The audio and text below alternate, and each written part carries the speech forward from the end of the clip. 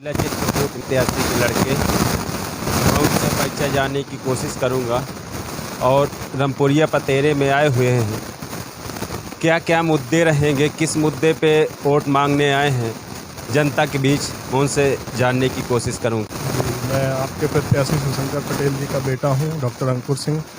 मैं आपसे ये कहना चाहता हूं कि मुद्दों की यहाँ कमी ही नहीं है, चाहे जिस मुद्दे को आप ले लीजिए, क्योंकि जो मौजूदा सरकार रही है, मौजूदा सांसद रहे हैं, उन्होंने किसी चीज़ पे कोई काम ही नहीं किया है। वो हमेशा आपको बालू खदानों में दिखेंगे, उनके जो स्कूल चल रहे हैं उन पे दिखेंगे, और वो क्या कहते हैं, कभी ज़मीनी स्तर पे उन्होंने काम किया ही नहीं। तो मुद्दे तो हमारे पास बहुत हैं, चाहे वो सड़क से रिलेटेड हो, शिक्षा से रिलेटेड हो या स्वास्थ्य से रिलेटेड हो, मुद्दे बहुत हैं।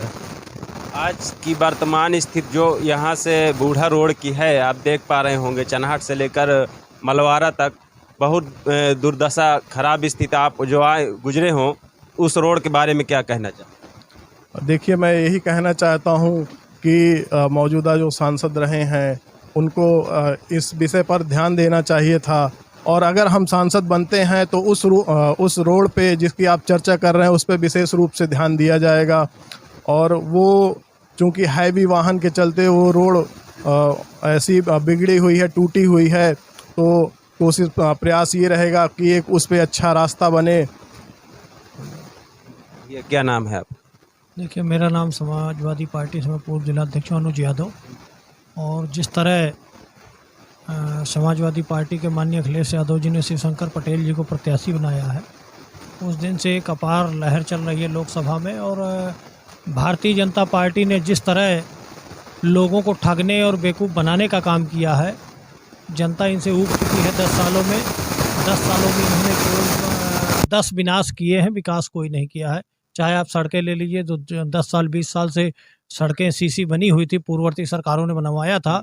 उन्होंने ये जल नल योजना के तहत पूरी सड़कें खोद डाली है, और आप गांव घुसे, किसी भी गांव जाएंगे तो आप सीधे गड्ढे में गिर जाएंगे। ऐसी सड़कें इन्होंने बना दिया है, उन सड़कों को बनाए नहीं है। गांव में 95% सड़कें टूट चुकी हैं इस सरकार में। और इस सरकार में तमाम ऐसे भ्रष्टाचार के आए दिन कोई ना कोई खुलासे हो रहे। इतना भ्रष्टाचार है कि आज थाने चले जाओ, कचहरी चले जाओ, तहसील चले जाओ, बिना 5,000 10,000 के काम नहीं हो रहा गरीबों का। आज गरीब भटक रहा है पेंशन के लिए, गरीब भटक रहा है योजनाओं का लाभ के लिए। कोई योजना इनकी धरातल में चल नहीं रही है। केवल और केवल इनका कागज में काम चल रहा है, कागज में इनके सारे पुल झूल रहे हैं। तो भारतीय जनता पार्टी से हर वर्ग उबा हुआ है। और ख़ासकर यहाँ पर जिस तरह 5 साल यहाँ के वर्तमान सांसद ने जिस तरह केवल फर्जी विकास का ढिंढोरा पीट रहे हैं, उन्होंने एक पैसे का विकास करने का काम नहीं किया। एक तरफ वो कहते हैं कि हमने किसानों की आय डबल कर दी, जबकि किसानों की आय तो डबल नहीं हुई, लेकिन उनके ट्रक और विद्यालय जरूर डबल हो गए हैं, जिससे किसान और आम जनमानस नाराज है। और इस बार उसको समाजवादी पार्टी के गठबंधन प्रत्याशी को वोट देकर यहाँ से विजयी बनाकर भेजने का काम करेगा लोकसभा। आप जमीनी स्तर पे आए हैं, आप लोगों के मुद्दे क्या रहेंगे आपके? देखिए, प्रदेश में 2012 से 17 तक माननीय अखिलेश यादव जी की सरकार रही है, और जितना काम समाजवादी पार्टी की सरकार में, चाहे माननीय अखिलेश यादव जी रहे हों, चाहे श्रद्धेय मुलायम सिंह यादव जी रहे हों, समाजवादी पार्टी की सरकार के अलावा यहाँ किसी ने विकास नहीं किया है।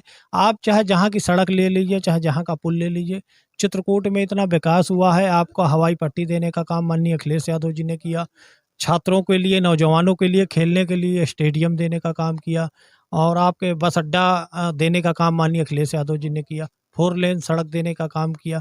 तमाम ऐसे उन्होंने योजनाएं, रोपवे देने का काम माननीय अखिलेश यादव जी ने किया। आपके राजापुर से पहाड़ी का जो संपर्क मार्ग है, इस सड़क को चौड़ीकरण और विस्तारीकरण करने का काम माननीय अखिलेश यादव जी ने किया। तो जितनी भी सड़क और पुल और पुलिया हैं, वो समाजवादी पार्टी की सरकार में हुई है। अगर जनता मौका देती है तो पुनः स्वास्थ्य और शिक्षा और